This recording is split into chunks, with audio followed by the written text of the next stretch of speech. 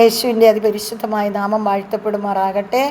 പ്രിയപ്പെട്ടവരെ, വിശുദ്ധ പൗലോസ് അപ്പോസ്തലൻ എഫേസസിന് എഴുതിയ ലേഖനം 3-ാം അധ്യായം അതിൻ്റെ 19 മുതൽ 21 വരെയുള്ള വാക്യങ്ങളാണ്. ആ വചനം ഇപ്രകാരമാണ്: അറിവിനെ അതിശയിപ്പിക്കുന്ന ക്രിസ്തുവിൻ്റെ സ്നേഹം നിങ്ങൾ ഗ്രഹിക്കാനും അതുവഴി ദൈവത്തിൻ്റെ സമ്പൂർണതയാൽ നിങ്ങൾ പൂരിതരാകാനും ഇടയാകട്ടെ. നമ്മിൽ പ്രവർത്തിക്കുന്ന ശക്തിയാൽ നാം ചോദിക്കുന്നതിലും ആഗ്രഹിക്കുന്നതിലും വളരെ കൂടുതൽ ചെയ്തു തരാൻ കഴിയുന്ന അവിടുത്തേക്കും സഭയിലും യേശുക്രിസ്തുവിലും തലമുറകളോളം എന്നേക്കും മഹത്വം ഉണ്ടാകട്ടെ. ആമേൻ. ദൈവവചനമാണ് നാം കേട്ടത്. നമുക്ക് ദൈവത്തെ സ്തുതിക്കാം. ഹല്ലേലൂയ. പ്രിയപ്പെട്ടവരെ, നമ്മളുടെ സ്വർഗീയ പിതാവിനെ നമ്മൾ സ്തുതിക്കണം. അനുദിനം നമ്മൾ ദൈവത്തെ മഹത്വപ്പെടുത്തണം. അപ്പോഴാണ് നമ്മിൽ പ്രവർത്തിക്കുന്ന ശക്തിയാൽ. എന്താണ് നമ്മിൽ ഏത് ശക്തിയാണ് പ്രവർത്തിക്കുന്നത്? പരിശുദ്ധാത്മാവെന്ന ശക്തി നമ്മളിൽ പ്രവർത്തിക്കുമ്പോൾ നമ്മൾ ചോദിക്കുന്നതിലും ആഗ്രഹിക്കുന്നതിലും കൂടുതലായി തരാൻ കഴിവുള്ള അവിടുത്തെ ശക്തി എത്രമാത്രമാണ് പ്രിയപ്പെട്ടവരെ! നമ്മൾ ആഗ്രഹിക്കുന്നതിലും എത്രയോ വളരെയാണ് കർത്താവ് നമുക്കായി തുറന്നിരിക്കുന്ന വഴികൾ, നമുക്കായി തുറക്കുന്ന വാതിലുകൾ. ദൈവത്തിൻ്റെ അത്ഭുത ശക്തിയല്ലേ നമ്മളെ അനുദിനം കൊണ്ടു നടക്കുന്ന കൃപ. പ്രിയപ്പെട്ടവരെ, ഇന്ന് എന്നോട് ഒത്തിരി ആൾക്കാർ ഹോസ്പിറ്റലിൽ കിടന്നിട്ടൊക്കെ എന്നെ വിളിച്ചു, അവരുടെ രോഗങ്ങളൊക്കെ പങ്കുവെച്ചു. ഇന്ന് പന്നിപ്പനിയൊക്കെ ഇറങ്ങിയിട്ടുണ്ട്. അങ്ങനെ ഒത്തിരി ഒരുപാട് പനികൾ ടെസ്റ്റ് ചെയ്തിട്ട് മനസ്സിലാകാൻ കഴിയാത്ത രീതിയിലെ രോഗത്താൽ കിടക്കുന്ന മക്കളുണ്ട്. നമുക്ക് അവരെ എല്ലാം യേശുപ്പച്ചൻ്റെ കരങ്ങളിൽ കൊടുത്ത് പ്രാർത്ഥിക്കാം.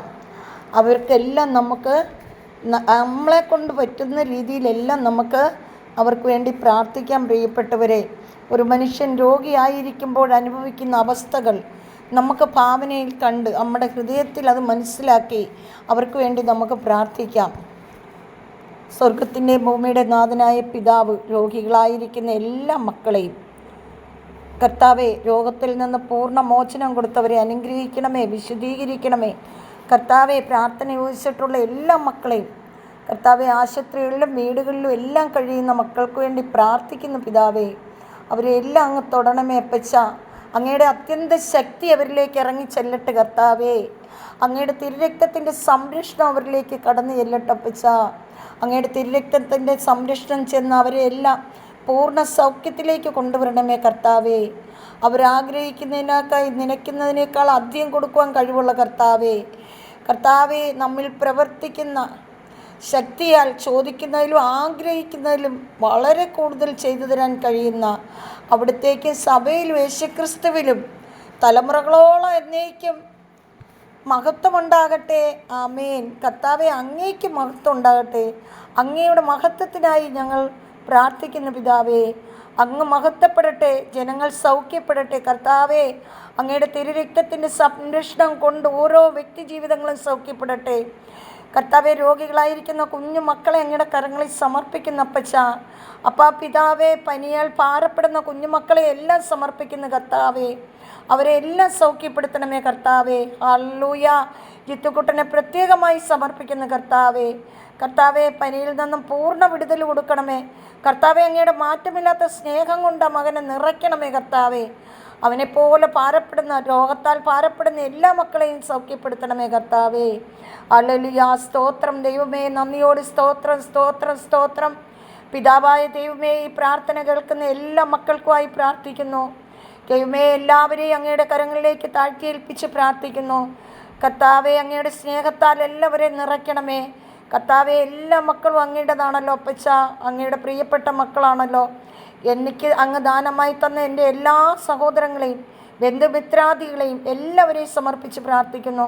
എല്ലാവരെയും സംരക്ഷിക്കണമേ, അനുഗ്രഹിക്കണമേ.